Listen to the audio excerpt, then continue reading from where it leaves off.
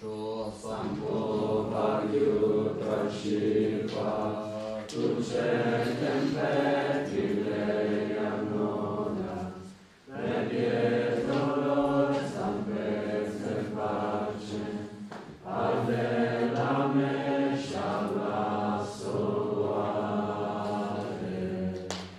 Om Guru Vajradara Sumati Munisha Sane Karma Uta Vadanya Shri Bhadra Vasamanya Sarva Siddhi Om Guru Vajradara Sumati Munisha Sane Karma Uta Vadanya Shri Bhadra Vasamanya Sarva Siddhi Om Guru Vajradara Sumati Munisha Sane Karma Uta Vadanya Shri Bhadra Vasamanya Sarva Siddhi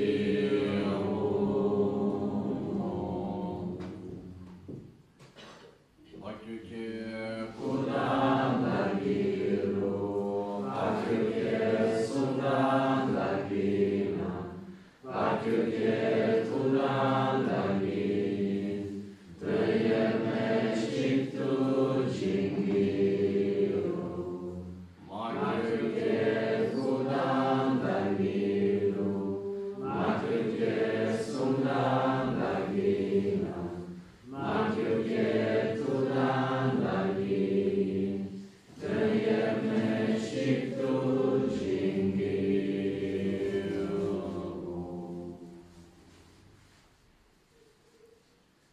Om Muni Muni Mahamuni Shakya Muni Soha Sangye Chodan Sogi Chonamla Chanchu Pardo Dami Kyapsuchi Lagi Jinso Gibe Sonangi Drola Penche Sangye Druparshu Sangye Chodan Sogi Chonamla Chanchu Pardo Dami Kyapsuchi Lagi Jinso Gibe Sonangi Drola Penche Sangye Druparshu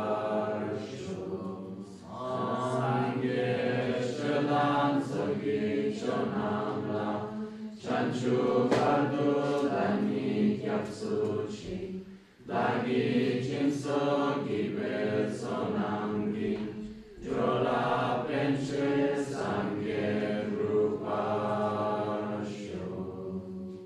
In the Buddha, Dharma and Sangha, I take refuge until enlightened. Through the practice of generosity and the other perfections, may I attain Buddhahood for the benefit of all sentient beings. So, we come today near to the end of this beautiful text of Lama Tsongkhapa, in which he guides us through a correct view on meditation, on the whole part of our behavior, which means the part which regards taking refuge and developing love and bodhicitta and so on, and then after meditation, and the last but most important part regarding the view. Okay. So, I don't want to make any long introduction because we still have a bit of the text to go through. Then depending on time we can make a longer conclusion. Okay. But it's just important point of this text for me is that it's really like so kind of Lama Tsongkhapa to put these questions and after Panchen Gyaltsen to give the answers. Because very often we have the tendency to put everything as one is everything is fine, everything is good, each one do whatever you like and it's just fine. In a way we should respect everyone, but we should also have clarity about our own path. Is there a right and a wrong way of meditating? I suppose yes. Is develop renunciation and love and compassion? I would say yes. So, how to look at this? Is there a right way to meditate and a wrong way to meditate? Or the right way of seeing the correct view of reality and a wrong way of looking at reality? I would say yes. So it's important for us to have clarity about our own path. At no point this text has the intention to be something for us to judge others. It's basically for us to judge our own path and our own understanding. That's the true reason why it's here. Okay? So now we are in question number 57 as we go to the conclusion. Yang shiki kal du julta tenamla chetamche tuma rochi inves tetamche pyunsum sopa yin serwala yang hel chewa cheba rang jowo sang she tebara tana kowa tela yang dichites chetamche tuma rochi inbe gyumsen chi intreos korde nyamni yin sernas wana Sangeda nyawang nyamans, gedikya rochi inams, she chidu, ngame tsawa nenes, tenam tamche, nyam rochik yin she, tamche la totada, sange mebar kelinshins, chambe, sida shiwa nyamni dans, shebe gomba kanyi, Ma sheba, mawanamla jesan yin she mimates, te gyumtseni longri ginweba chakshin papchins. Tena lodru sheba shin, tada chena malupe, rangshin dutsa mebadan, mingyang tayo tsamshiki, tenje luwa mebetsul, miga tuwe ngenyene, chulme tabshe lamdrote, kunyimundu gyurwarzu.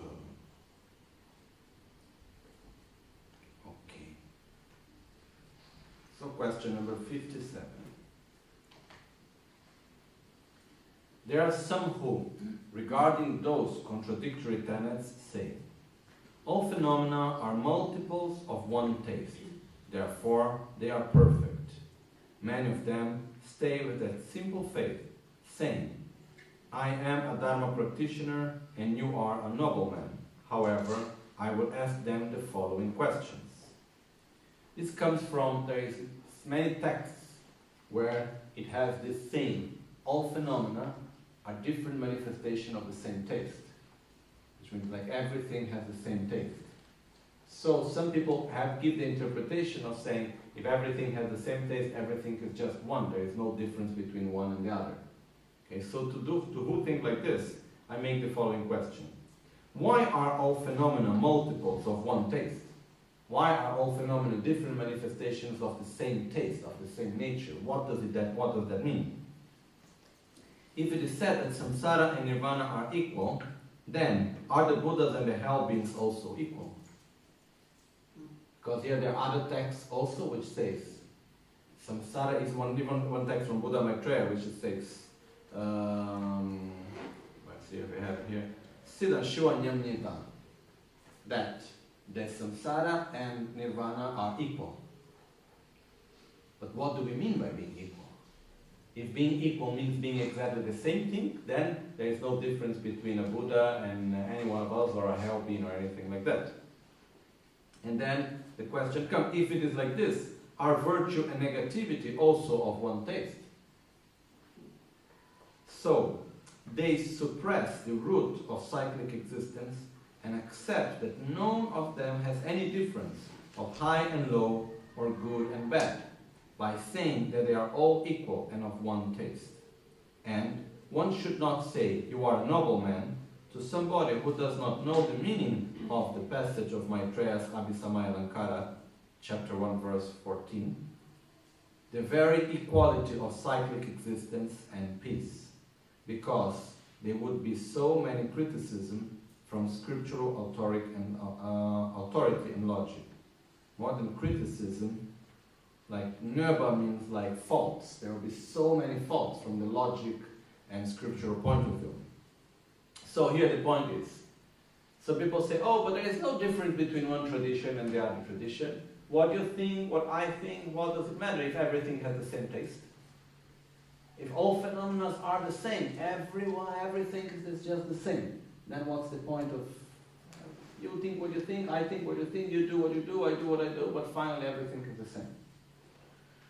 It's not exactly like that. Okay? Basically the point here is that there are texts which say Nirvana and Samsara are equal. No? As in the Abhisamaya Alankara. But what does that mean? It makes reference that Samsara and Nirvana, that any phenomena, are equal as all of them lack inherent existence. In that aspect they are equal. This doesn't mean that they are the same. This doesn't mean that there is no difference between one and the other. If we look, if we take two people, are we exactly the same? No. Are we equal as human beings? Yes. Does that mean that we are exactly the same? No. Okay. When we say that all phenomena are equal, this doesn't mean that they are all the same. It means that they have one aspect which is the same for everything. This aspect is the lack of inherent existence. It's the fact that all phenomena appear as being of intrinsic inherent existence, but actually it is not. That's the true meaning of it. Okay? So, here, when we call here this rochik, means having one taste. It's also another thing because this is like just passages from texts. And then some people in history, they just have a tendency to take one passage of the text from one point, take out of context, and then just give a whole explanation which is completely not correct. So this is the case. There are people that say, oh, every phenomena is, everything is of the same taste. So there is no difference between positive and negative. There is no difference between a positive action and a negative action. There is no difference between you and me or in whatever other phenomena, because finally we are all of the same taste ultimately. I saw sometimes people saying something like that when people used to say, oh yes, in the relative level there is difference, but come on, in the absolute level we are all the same. What do you mean by absolute? Because the idea is just like saying, okay, don't complain, everything is fine, there is no difference, everything's the same, pleasure, suffering, it's all of the same nature. This doesn't mean that there is no difference. The fact that two phenomena are of the same nature doesn't mean that there is no difference between them. So, why are all phenomena multiples of one taste? Because the same taste of all phenomena is that everything lacks inherent existence. Phenomena appear to us as if they existed out of their own characteristics, but actually they do not. It is said that samsara and nirvana are equal. In which senses samsara and nirvana are equal? Both samsara and nirvana lack inherent existence. If we would use other terms like a sort of metaphor, it doesn't matter where we go in this planet. If people are rich or if they are poor, if they are in good health or if they are sick, do they all need to follow the same laws of physics or not? Yes. It's not because I have power or I have money or I am in good health or I am intelligent or whatever thing that I don't need to follow gravity or whatever other laws of physics, right? Similar to that, it doesn't matter if I am a Buddha or if I am a hell being, I need to follow, respect the law of interdependence. I lack inherent existence because of that. So basically, in this sense, they are equal.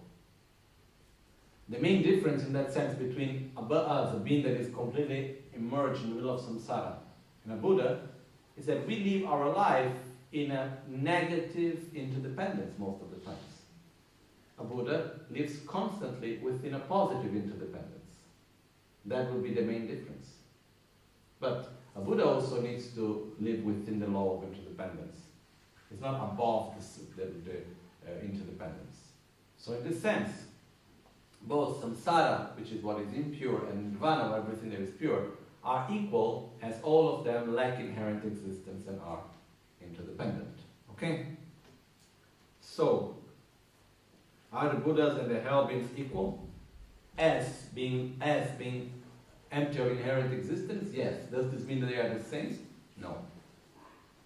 Is virtue and negativity, positive and negative actions, are they equal as being empty of inherent existence? Yes.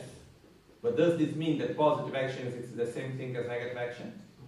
No. They are very different. Okay? It's just to make clear here.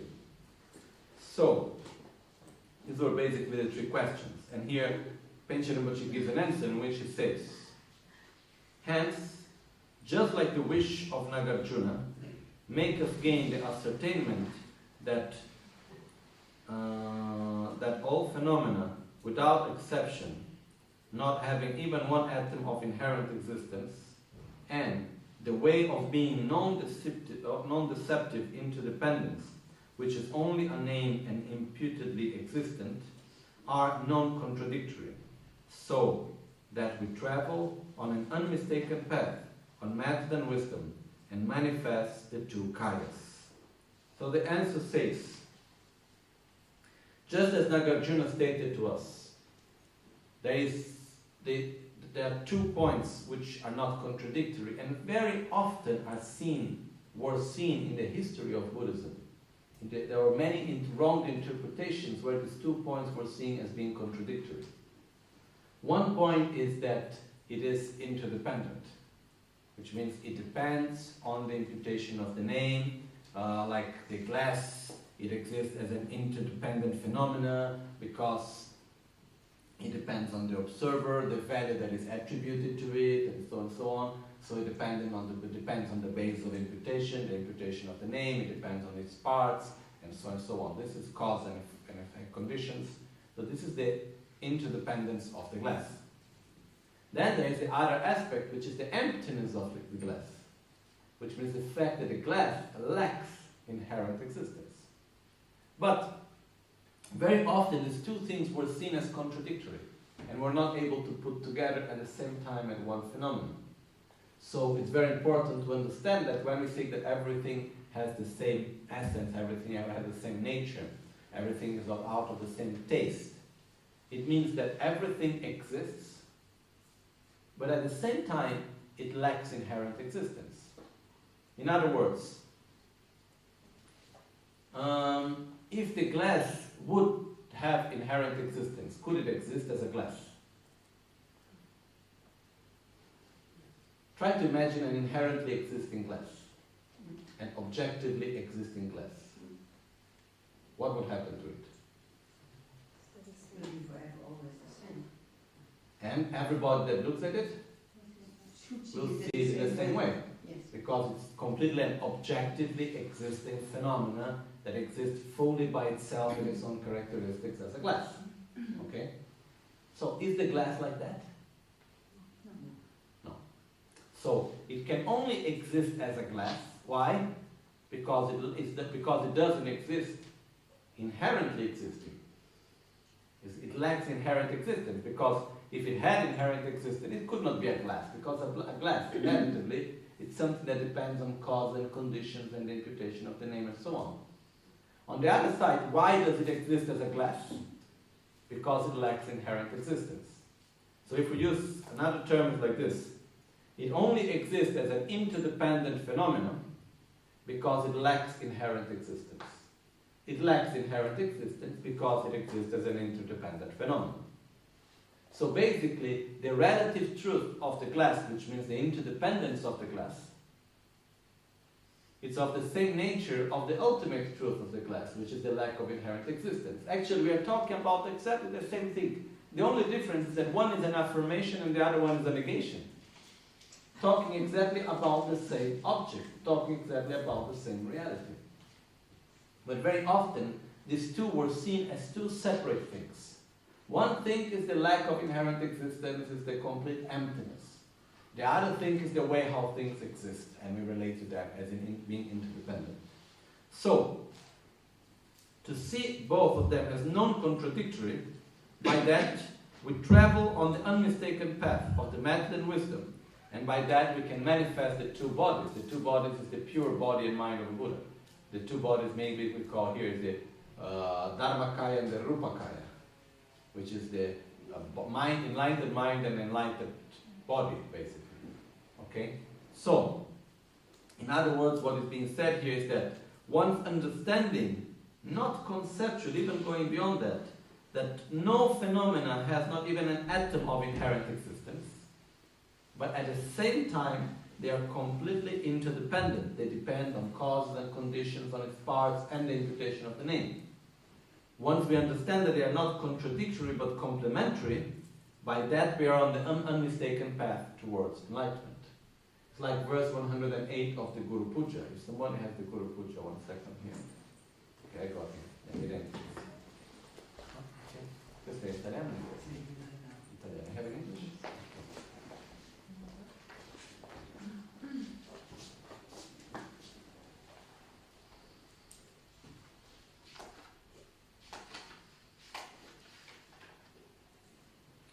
Korderashin Gyaltsen mebadan gyuretende lua meba ni penso galme troksu charwai ludru gondon topar chingilo. Verse 108. They are quite similar with the answer 57, also written by the same author. So. Samsara and Nirvana lack even an atom of true existence. What do we mean by true existence? Now we have learned it. Something that doesn't exist as it appears. It doesn't mean that it doesn't exist at all. Okay? So samsara and nirvana lack even an atom of true existence, while cause and effect and dependent arising are unfailing. So samsara and nirvana, everything, pure and impure, lack completely inherent existence, true existence.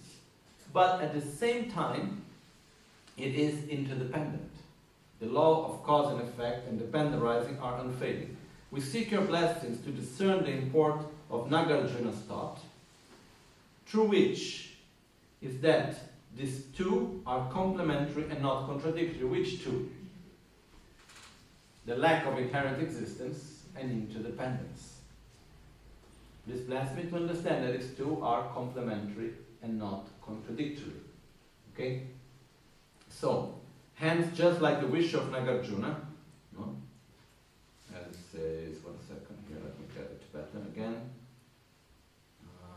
The wish, just like the Tenaludru Sheba Shin. Wish here is not the correct word, maybe. Sheba means like, could be translated as wish, but it's more like the point of view, just like the view of Nagarjuna, just like the way how Nagarjuna.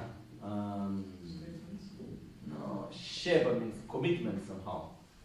Like his...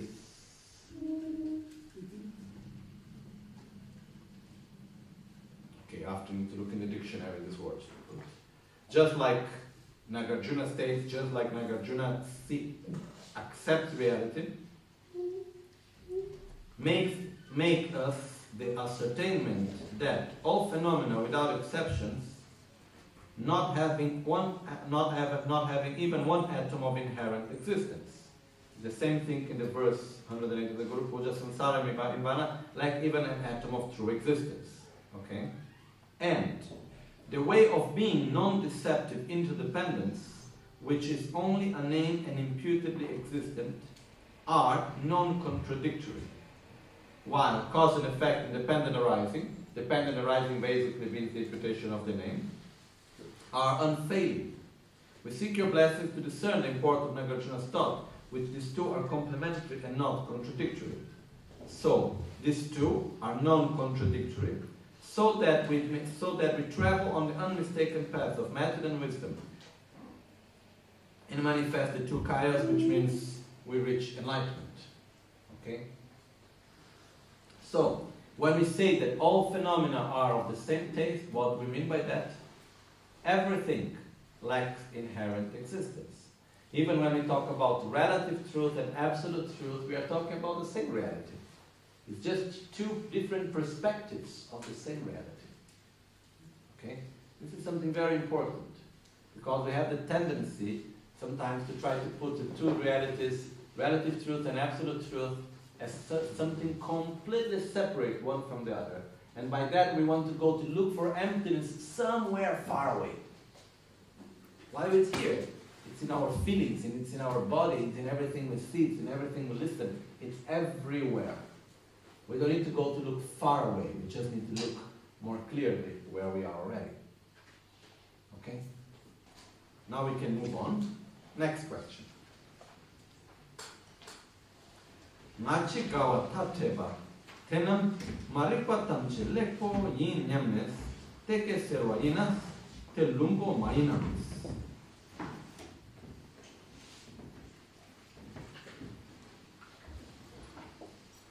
Yang galwa sok rikchin gakshak cheyan she chena droto ya onwa rikshin tu galdu lungri gi nyoba baba tenamla tamche kunsum soba senami tempala che teba mebadas ninje chungwaryang migyurans yang dedal shekyang duja la pembe goba chungshin tewe kyang chewe gakcha chik dona yang kyunchen tenamla 대성기 편숨 속 세로에 카나 메기 당념수 샤규인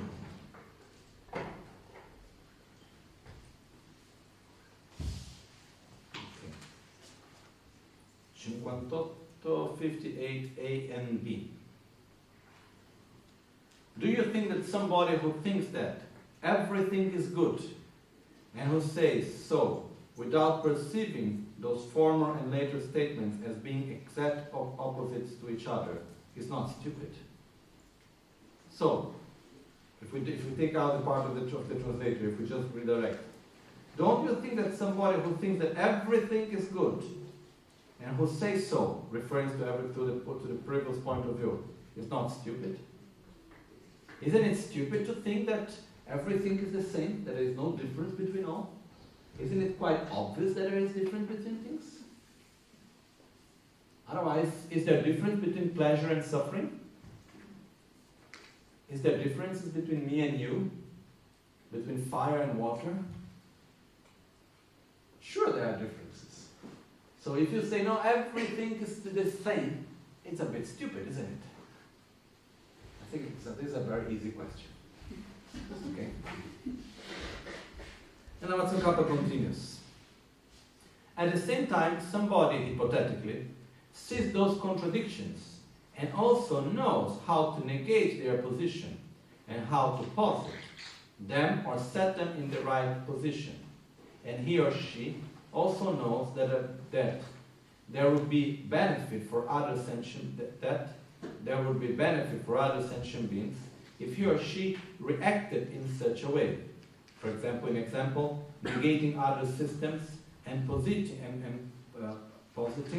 one's own system.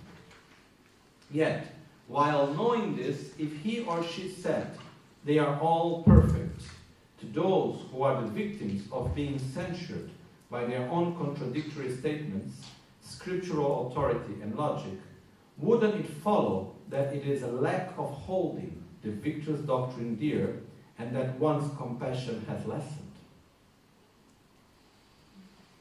I think it's quite clear, these two questions, okay? Which are, first question, if you state everything doesn't exist or everything is the same, there is no difference between everything, positive and negative and so on, isn't it stupid? I would say yes. Sure, if anybody thinks like that, would say no, it's not stupid for whatever reason, but then we enter into debate and we can go through it.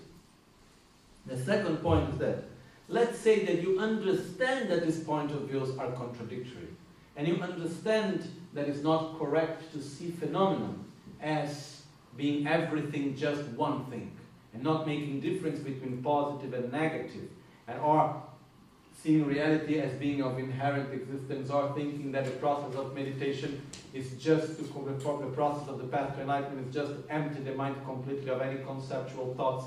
All these things that we have just come before. If you see all of this and you understand that these are not correct ways of meditating, are not correct views of reality, and you see that other people are following and believing on that wrong views, wouldn't it be a lack of respect for Buddha's teachings and a lack of compassion for others if you didn't say anything?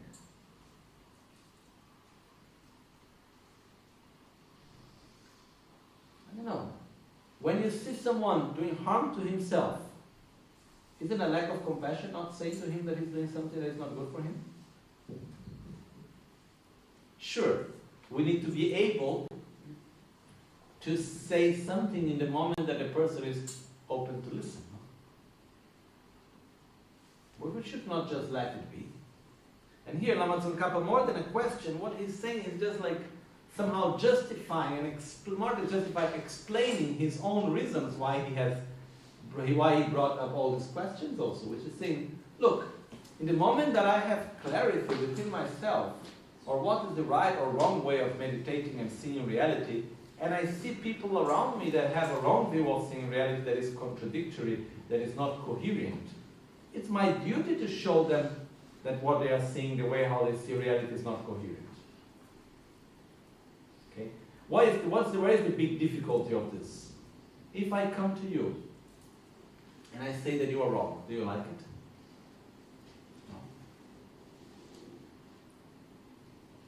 And very often when we go into discussions, it becomes a little bit like modern politics.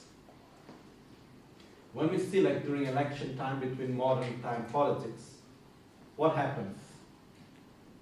One is just criticizing the other. It's not entering into the program of the government or what should do, or you have a wrong understanding about this and the right understanding is this or that and this is the right way. It's just one trying to criticize the other. Okay? This is what happened at the same time of Lama Tsongkhapa himself even. He tried to put clear certain points. Then some people were not happy because he told them that their way of meditating was not right. So what had happened, they just tried to bring back and make criticisms backwards. No?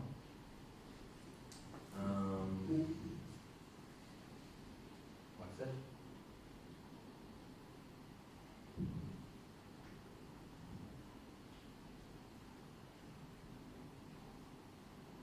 I'm trying to remember one verse that it was given as answer to Gelupa somehow at the time, which was something like Siksam Kome, I forgot I forgot the precise word, but the meaning is like, oh you that is just saying empty words, you have no realization, no flowers of realizations. Which is like saying, oh, you are just like listening and comprehending and analyzing, but you never really sit to meditate, so you have no realization. And then I start sometimes to have discussions between traditions and like, oh, if I come to you and I say, oh look, there is something wrong in your tradition or in your religion, what would be the most natural way of reaction? Instead of answering in what was said, it comes in trying to find a fault in my tradition. That's what happens. And that's not the point. The point which Lama Tsongkhapa brings is, I'm not here to say who is right and who is wrong, or try to make a statement to show that my path is the best one and the others are wrong. That's not the point at all. But in the moment that I see that something is not correct, shouldn't I say it? When it refers to the path of enlightenment? Isn't it that the minimum, which is respect, holding dear the Buddha's teachings? If I see someone explaining it in the wrong way, shouldn't I say it?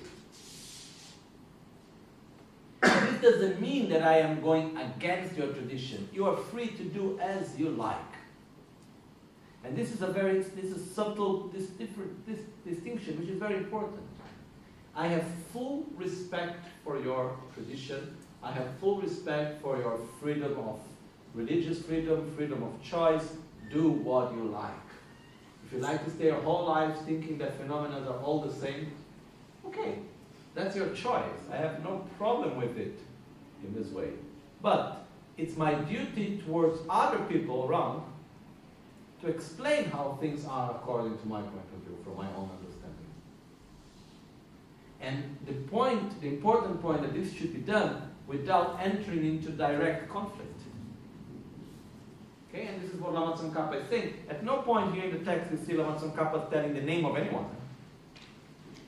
He's just saying, listen people, if you meditate like that, that's not fine. If you think that all phenomena are exactly the same thing, they are not. Just bring him back and saying, look, if you understood how things are and you see someone explaining things in a wrong way, wouldn't it be right to explain that that's wrong? And try to show the right path? Not explaining, wouldn't that be a lack of caring for the teachings and a lack of compassion for the beings? I would say yes. So this is the reason why I try to put clear these aspects. Okay?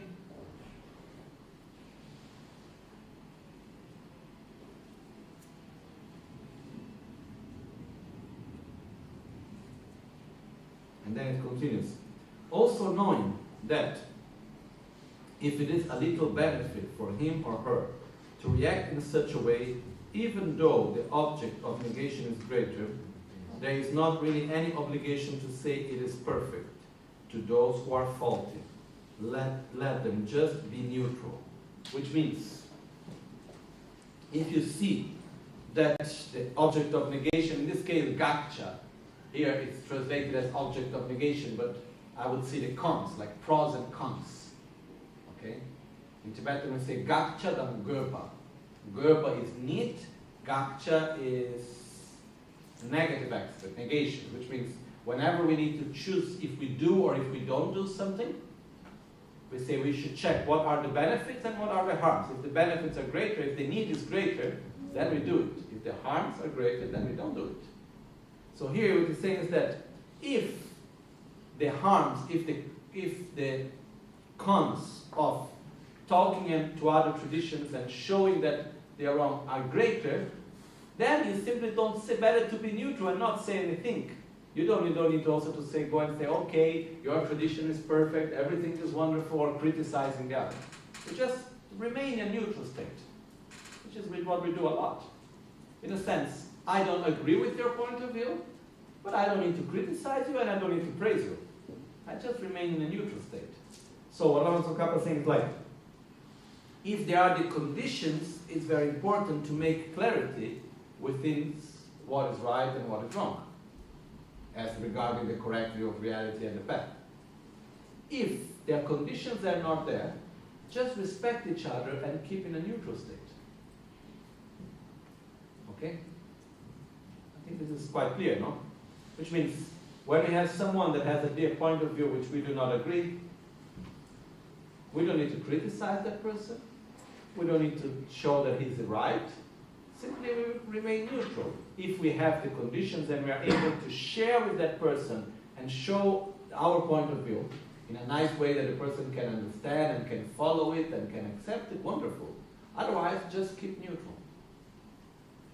Okay?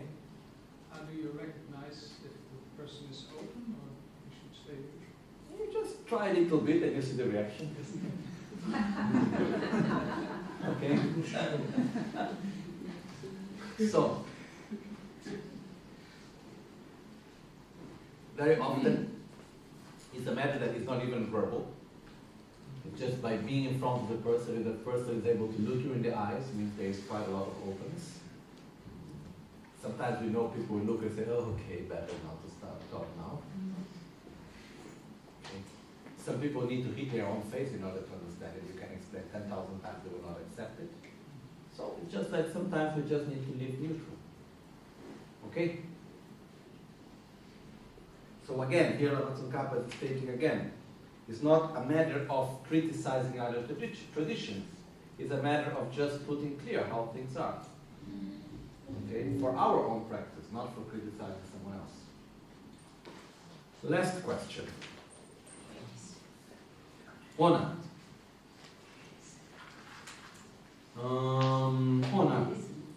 Kyo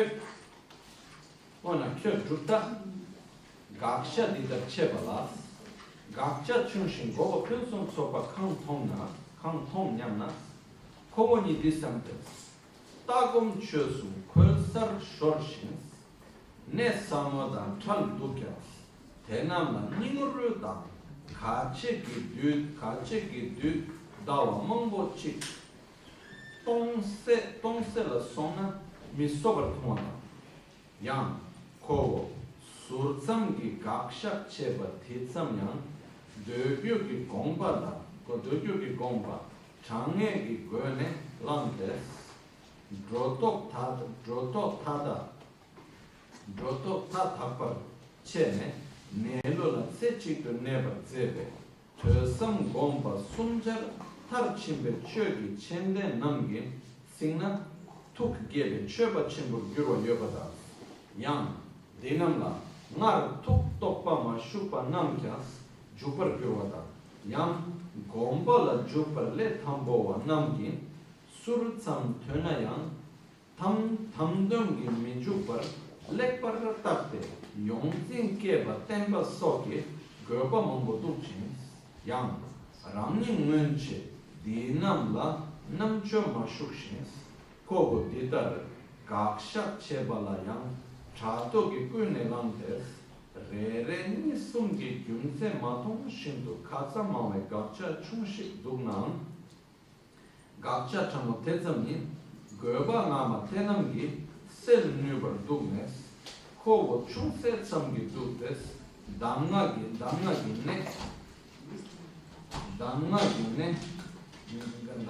ne ka dige shuba lapes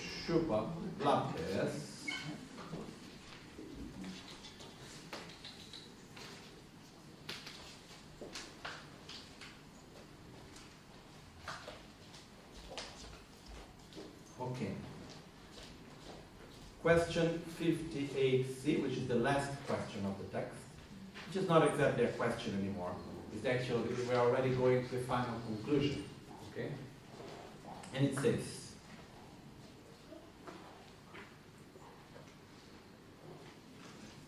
if somebody hypothetically taught and asked, but in negating other systems and positing one's own system, how do you see that there is little negative consequences and ideal purpose? So the question someone may ask, how can you see benefit in negating other systems and showing one's own systems as being more correct? How can that be any benefit on that? Are you not creating maybe more conflict or whatever? No? And Lama Tsongkhapa says, I think the following.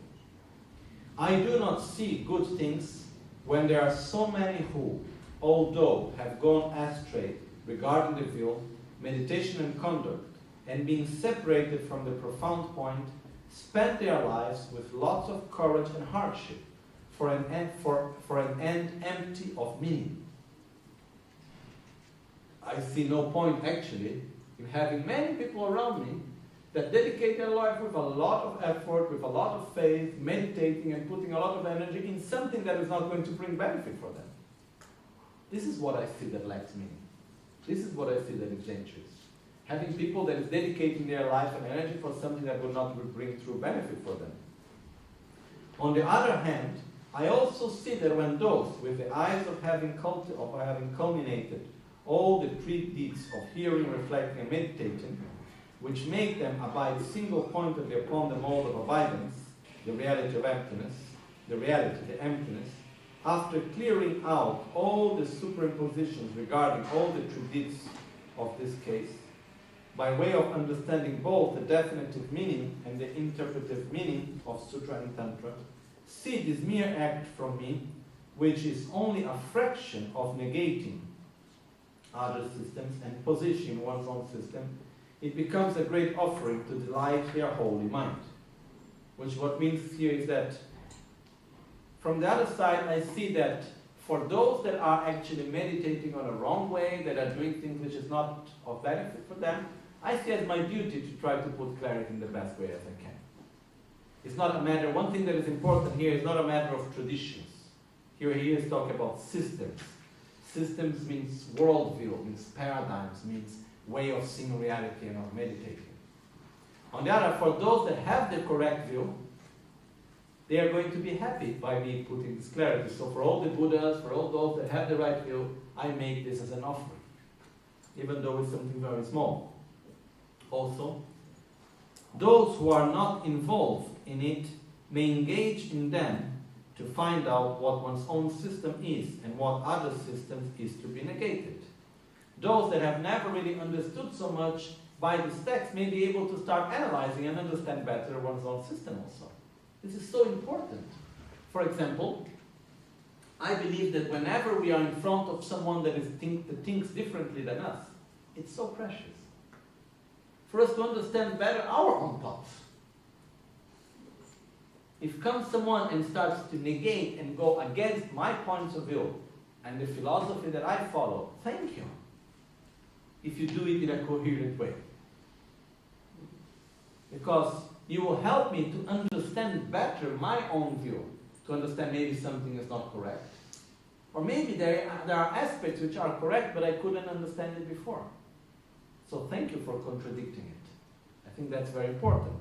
So by making these questions, some people may start to make questions to themselves that they never did before. There are also many other purposes, such that, as that, if those who are beginners in meditation hear even a little bit about it, clarified presentation of one's own system and the negation of other systems, this is the translation edit. So, there are also many other purposes, such as that if those who are beginners in meditation hear even a little bit about it, about the correct way of meditating and so on,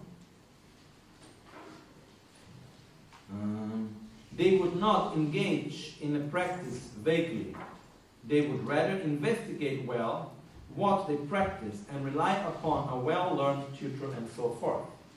So for those that are in the very beginning, by making these questions, they would not just follow with closed eyes. They will really want to analyze and understand well before following. And this is already a great benefit. Also, there are some 2 or 3 people, few people, who have not been intellectually involved in this issue in the past, and they, out of jealousy and without seeing any reason, criticize my act of negating some points of view and positing my own point of view. So, although there is a small negative consequence, it can be compensated by the preceding benefits. I therefore have written here only the important points of the instruction by summarizing them. So even though there are some people that may not like the fact that I'm going to point out some wrong views, there are very few. And this is not a positive consequence because this means creating some conflicts. And sure, this is negative, but the benefits are much higher. So because of that, I have chosen here to bring and put forward clarity between the different points. Okay? For me personally, this text is important not to judge other traditions, but to check our own point of view, to look at our own practice. Okay? The part of the review is very important, but the part of the meditation is even more important somehow nowadays, because I'm not going to go into detail now, but there is a whole part in which is explaining that meditation goes much beyond mindfulness.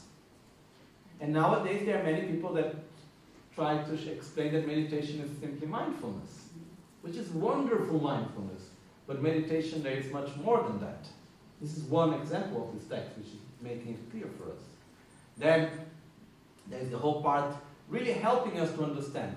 Do I have renunciation? How am I on my own path of developing love and compassion? All of this is making it so clear for us. So, very grateful that Lama Tsongkhapa had this kindness of putting forward the delicate points which we may not understand. Okay? So we may question ourselves. I think it's quite clear, all of this. It's not a question, it's a statement of conclusion. Okay? Now we go to answer 58. Then we're basically at the conclusion of the text.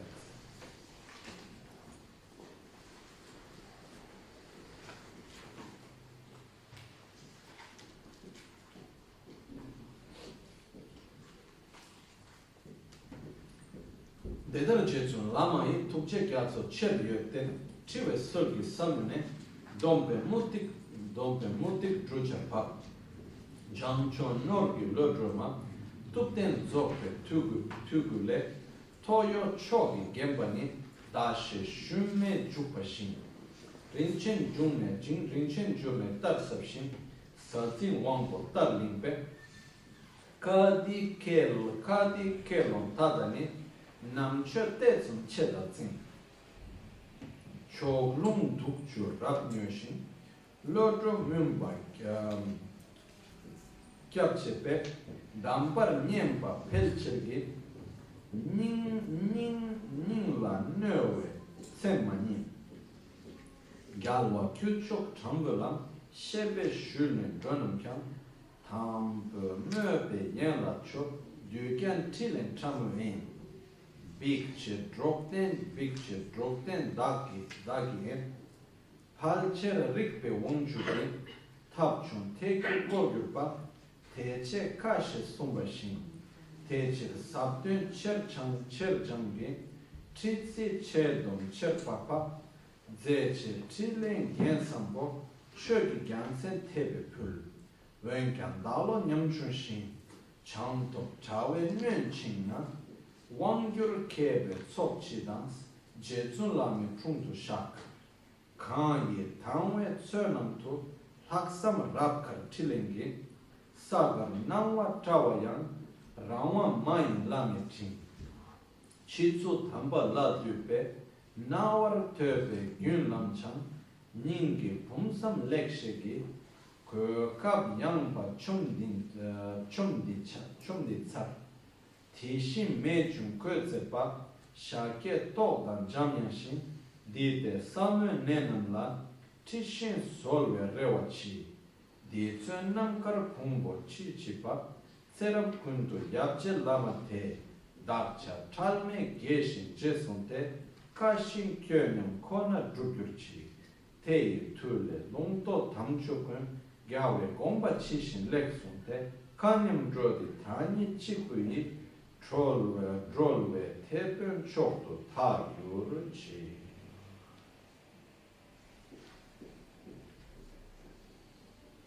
This is the part of the conclusion by Panchen, Losang, Gyaltsen. After there is a short conclusion after, but it's the main conclusion, I would say. And he says, thus, from the great moving of the ocean of compassion of the Venerable Guru, a rain of pearls of teachings on the profound point has fallen into the forms of questions. This volume of teachings you gave is like the foundation of the complete teachings of the Shakyamuni in the northern direction of Tibet. Its upper part is adorned by the best garment of Dukula, as if it is covered with a molten moon crystal. It is profound like the source of precious minerals.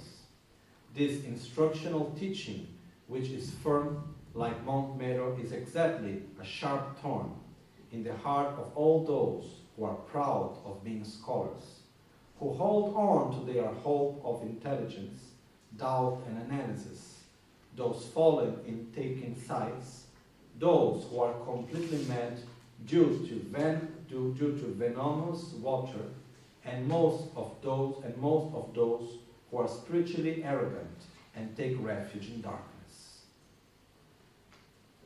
Among those who travel following the trace of the path where the chief of victory has passed, many greet the Supreme with path palms of devotion, but are devoid of the arrow which penetrates the target and subtly of questions and answers. As it is, as the Lord of Logical Dharmakirti said in his Pranamavartika, the hidden cause arise from method. It is difficult to explain to most of them. Therefore, for the highly elevated companion, in example, Panchen, Losang, Chokyi,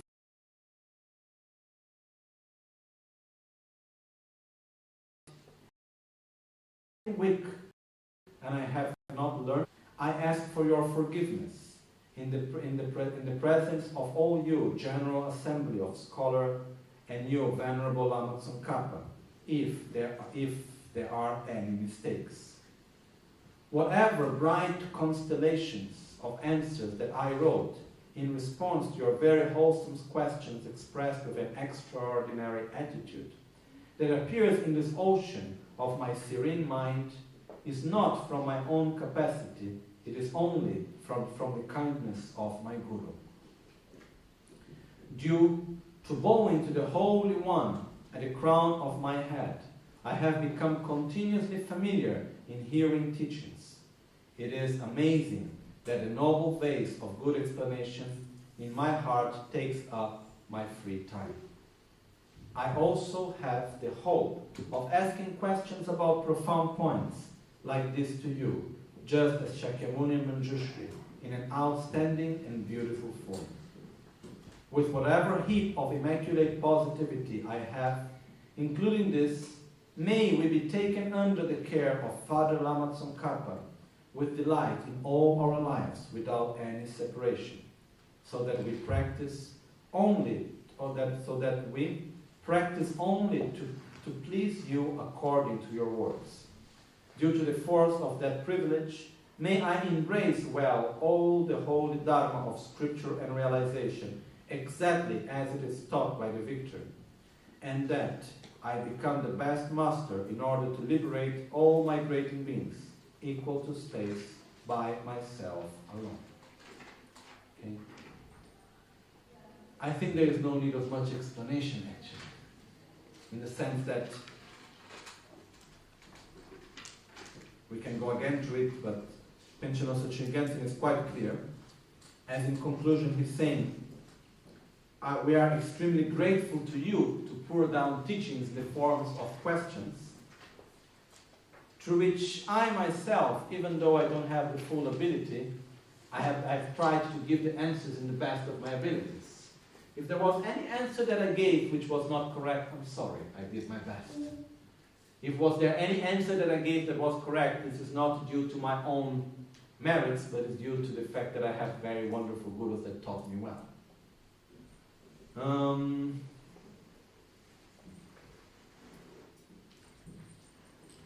So please, may I remain always by your side.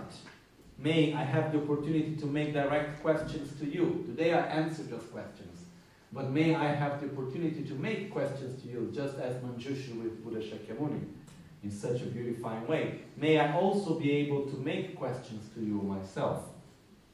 And may I always be inseparable from the correct path. And then there is one very important part here, which is page 72. For me, where it says, this instructional teaching, which is from like a mine of precious jewels. These teachings are so profound. The more we go deep, the more jewels we can get from it. Okay. This instructional teaching, which is firm, like the Mount Meru, is stable. It's exactly sharp. It's exactly a sharp thorn in the heart of those who are proud of being scholars, who hold on to their whole robe of intelligence, doubt and analysis, those fallen in taking sides, those who are completely mad due to the venomous water, and most of those who are spiritually arrogant and take refuge in darkness. So what is the attitude that we should not follow? Just be attached to being a scholar and having great knowledge, and never using this knowledge to look within ourselves, and just feeling superior to others because I have knowledge.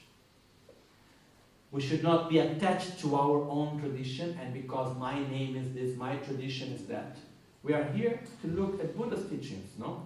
Among those who travel following the trace of the path where the chief victor, Buddha Shakyamuni, has passed, many greet the Supreme with pressed palms and devotion, but are devoid of the arrow which penetrates the target and subtly of questions and answers, which means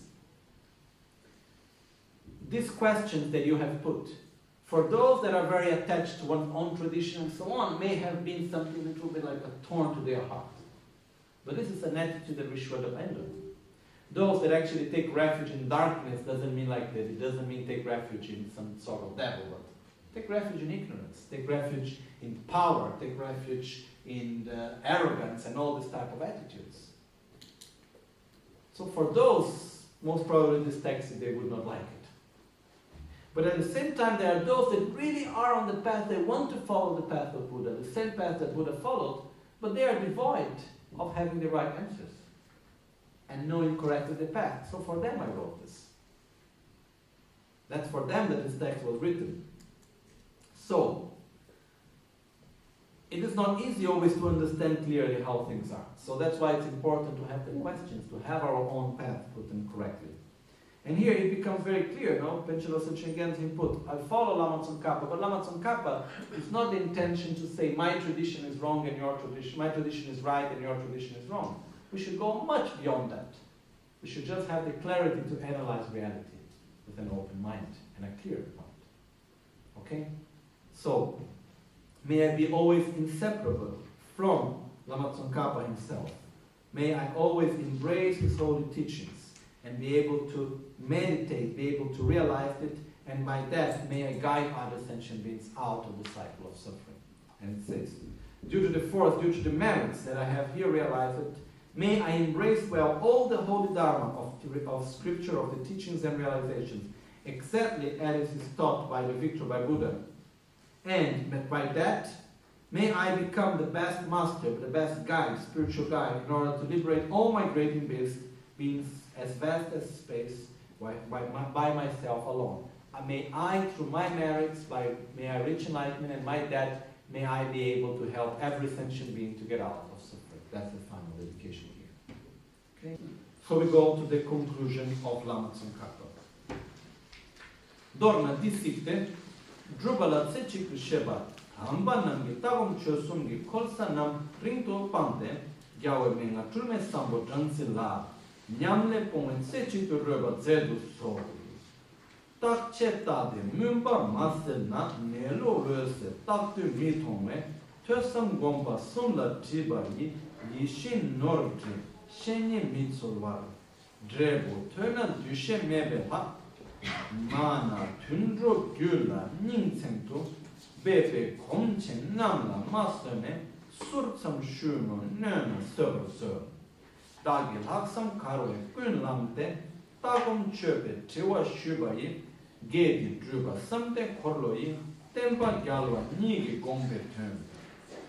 Lokpar tope tange rangsoyi, tima tada chute gyalwayi, chitar gombe tagum chöpa la, dagi tengne tamche goba sho. Cheba dini dökümantu töze, teyatön druba la tsechitu şöpe samtemba, jamyan lamyo jeson shekiwe, embe drumne, kebra chengi, ri, sulne, şöpe tizamkan, tembala pemba, Gyaltsen chungmar kyurchi.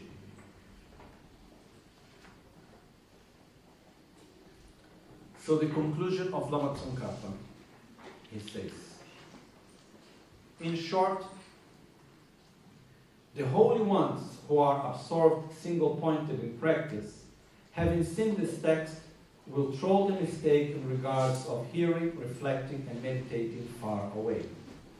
I request the bees of practice to taste single-pointedly the profound honey of the non-mistaken oral instruction from the victor.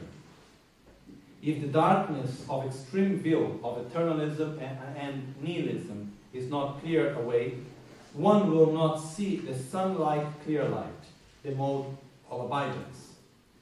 Therefore, those great meditators who do not seek a spiritual friend acquainted with these three deeds of hearing, thinking, and meditating, which is like a wish-fulfilling gem, endeavor day and night in a cause for a result, as a conceptionless God at best, and to be born as animals at the very last.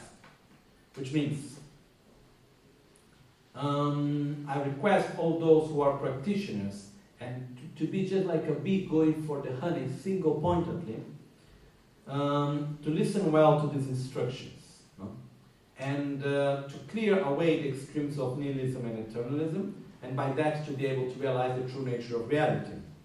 Therefore, those meditators, what happens is that those meditators that are not looking for a spiritual guide, that knows how to guide them correctly to the process of listening, comprehending, and meditating, Even though they pass their whole life following a path, they will not get a good result if they don't know how to follow correct this path.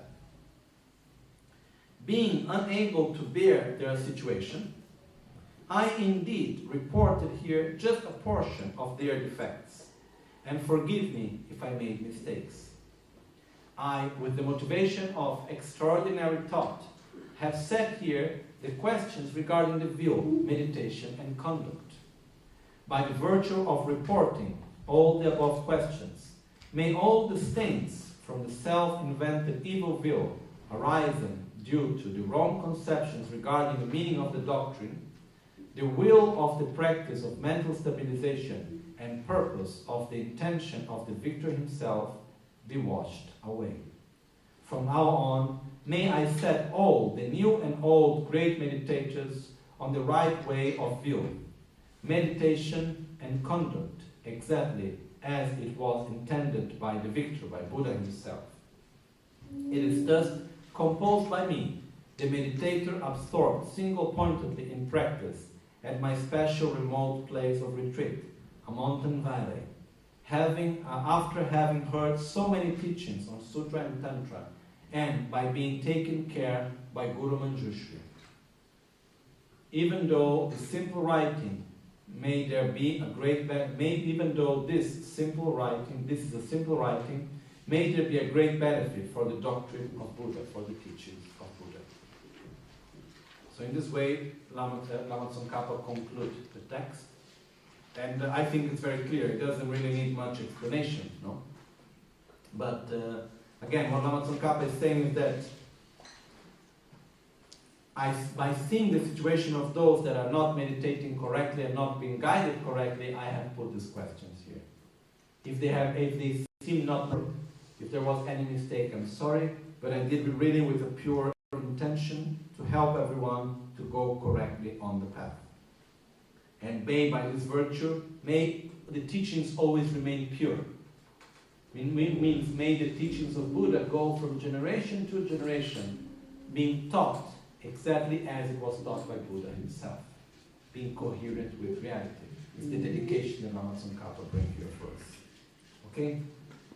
And the conclusion is one thing. I composed this text at the place which is all about meditation, as was taught by his own Guru Manjushri. Okay? And may these teachings, even though it's a small text, may it be of great benefit for the teachings of Buddha to remain purely from generation to generation. Okay. Now we go to the last conclusion by Panchen Losang Gyaltsen. Che Taksa Rakargi Tile Losang Shebe Draya Shechawa Dini Sibe Garden Chushingi Nimbo Tar Tonges Embe Ridruto Tamche Kemba Drubala Sechiku Tsembas Kombo Gelon Losang Gyaltsodan Ngari Kachupa Gelon Tsundrugan Sendam Geno Losang Punso Namges Kadi Eton Kontu Chuna Nyamlingi Ne Mambola Keba Chewas Len Shik Chiki Kyang Giba Go She Nencher Kulwa Temes Jetam Che Kemba Ranigi Sunram Nanda Chibar Che Mun Gompa Yanda Pertates Sigi Troba Tormes Nimpor Jilian Longre Gilamle Jante Trena Lapara Gebar Yang Gurwes Sultu Yabje Tamba Tenila Drube Chopa Miktes Dögü Tambe Menga Zimbe Pomapa Losang Chok Gyaltsen Ki Choja Chembo Trashi Longpo Pergi Dezen Cho Tamchele Nambar Gyalwe Sula Kanto Sukchisu Gibao Dikya Tembarangoche Cho Tamcheto Tarshin Geba Yurinto Never Gyurchi Om Swasti Pende Junge Gyalten Yongdu Jong Rabge Drogun Tarchuk Dresanla Chöche Trashi Hundrup Chöracher Chöjin Zeme Peldro Gündi Bella Sarvazaga Tam.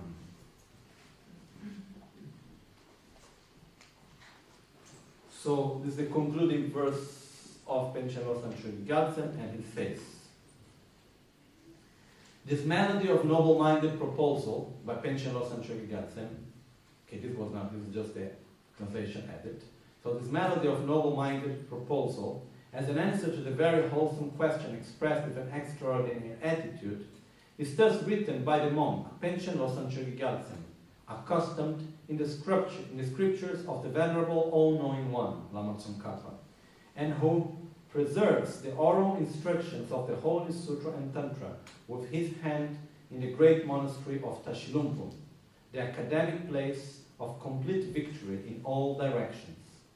After examining correctly his own thoughts, actually here it's strange the translation because it's talking about Panchen Losang Gyaltsen in the third person while he writes in the first one, which would be more correct maybe to say, after examining correctly my own thoughts and giving up the elaboration of words and rolling all the meaning into one essence, and yet thinking that it would be of very extensive answer if I presented it by way of scriptural authority and logic, with the consideration that it is an offering of practice to the very venerable Holy One, Lama Tsongkhapa, upon greatly emphatic exhortation upon several occasions, requesting myself from Bhikkhu Losang Gyatso and of Kongo and Bhikshu Sundra Gyatso of Ngare, mastered in the 10 great difficult texts,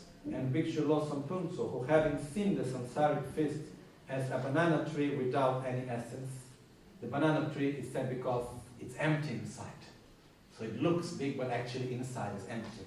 Rather, having seen samsara as something that it's actually empty, single-pointed exert effort in the achievement of the omniscient state in their hermitage, and seeing that it would be of great benefit in many points of practice if the meaning of the question's words from Lama Tsongkhapa were understood. May this act also cause the precious doctrine to flourish in all directions and times and live long. So, I, Panchen Losang Gyaltsen, have written these texts, the melody of the noble-minded proposal, as an answer to Lama Tsongkhapa's questions, very wholesome questions expressed with an extraordinary attitude. And I did that I have written this text in Tashilumpo Monastery, and I have done that after my whole long process of learning and meditating and understanding the teachings of Buddha out of the best of my abilities. And I have done that as I was requested by some of my disciples, which is here is the name of them and their qualities. And as seen of great benefit of the questions of Lama Tsongkhapa, I just wanted to give one answer, some answers to try to make an offering also to Lama Tsongkhapa himself by giving these answers. Om Swasti, may all be auspicious. May this tree gather the entire doctrine of the victor, the source of benefits and happiness, be fully developed for all the transmigrators to enjoy the good fruit of supreme liberation. For this, may the great Dharma class of Tashilumpo be an inexhaustible Dharma generosity, gradually moving and continuously increasing. Sarva Jagatam. So, may these teachings grow as a tree, very strong and very stable, as a source of benefit and happiness, and fully develop, and may through its fruits, it helps all sentient beings to get out of their own cycle of suffering. And for that, may the teachings and may the places where the teachings remain alive, such as Tashilumpo, where he came from and where he wrote the text, remain from generation to generation. And may by that, the Dharma generosity gradually moving and continuously increasing. May the Dharma always continuously increase in the heart of all of us from generation to generation. Okay? So with this we conclude the reading and explanation of the text. I would like just to add that I did in the best of my abilities the explanation and the best of the context in which we are all together. And sure, there were many mistakes and many points which could be more clear and which were not put in a clear way. But I rejoice deeply of this opportunity that we have had here together in all these 3 moments, which were last summer, last winter, and now, of reading this text together. And I hope this is benefit for everyone that have read it, for everyone that will listen to it in the future, and meditate it in the future for all of us. Okay? And I will just now remember one point again. It's like the importance is for us really to keep clearly the essence of our path. And sometimes, very often, the question is much more important than the answer. Because we may think that we know everything is clear. Then comes one good question, it's not that clear. So questions are really important, and we need to understand our path well, independent of the name of the tradition that we follow. We need to have a clear path, coherent path to enlightenment. Okay? So I would now like just to read the beginning of the text once again as an auspiciousness for us to redo it again in the near future. Okay? So as by tradition, the very beginning once again, as a positive interdependence for us to be able to repeat again in the future the same text again. Okay? Nyam Chokyi Gyawa Tsongkhapa Chenpo Dzebe Chiwa Losang Rabkar She Chawa Namo Guru Manju Shriye Gechur Gine Chiwa Nikurwa Losang Rabkar She Chawa Liye Chagi Babar Gyurwe Sergi Sanzingi Senyo Yindra Nile Chunzin Tuku Chiba Tar Marse Kula Rape Surbu Ngade Rabzepe Jamyan Lama Teye Tatu Kyunshin Gele Pelwa Tse Gyawe Sumbe Damla Duzi Chu Nyingo Rola Rang Tse Chiktu Neshin Shenla Neshin Shenyang Tela Godo Pe Gomchen Namla Chiwa Tibulgi.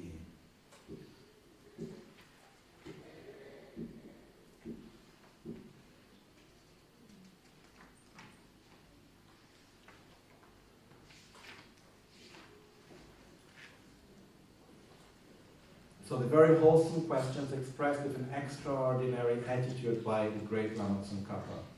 Namo Guru Manju Goshaya, I prostrate to Guru Manju Shri. The topic here is called an exhortation to hear very wholesome questions regarding the certain points of virtuous practice. Just as the peak of the golden mountain, saturated by the rain of vermilion, with a dense cloud of sapphire below, your orange holy body with the 5 knots of hair is most beautiful. You, Guru Manjushri, please always guard me and increase virtues and goodness. To the great meditators who abide single-pointedly on the pitch or the essential taste of the nectar-like instructions given by the victors, and who want also to place others there, I present the following questions. To those whose answers are correct, according to exactly what the victor said, I venerate them with all my 3 doors, without separating myself from them even for an instant. Therefore, please answer me clearly and quickly. To those whose answers will not be correct, I will not have any envy or a hateful mind. Rather, it will be an analytical meditation for my mind. If we do not still seek well for a non-mistaken answer, we will all be cheating ourselves and we will risk falling into a lower realm. These questions that I'm going to present here are not asked with the motivation of pretending to be knowledgeable, wanting to degrade others, people, or wanting material gain, respect, or fame. So basically, Panchen Lama Tsongkhapa put the answers with the simple intention of clarifying for us the correct view of reality, the correct way of meditation, and the correct way of the conduct of our own behavior on our path. So, I advise everyone to read the text again, to listen again to the commentary, to reflect upon until we are able to read the questions and have clearly our own answers. Okay, this is my advice. Okay, make the final conclusion and dedication prayers.